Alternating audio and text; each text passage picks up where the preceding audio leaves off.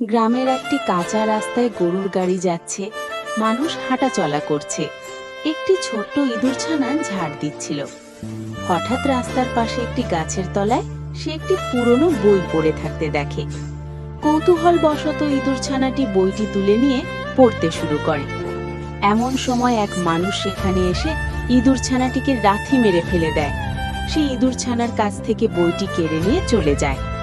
ব্যথা আর কষ্টে ইঁদুরছানাটি খুব কাঁদতে থাকে, কিন্তু ইঁদুরছানাটি হাল ছাড়ে না। সে শহরে গিয়ে গাড়ি পরিষ্কার করে, মানুষের এঁটো বাসন মাজে, অল্প অল্প করে কিছু পয়সা রোজগার করে। সেই টাকায় সে অনেকগুলো বই কিনে নিজের পেটে বেঁধে গ্রামে ফিরে আসে।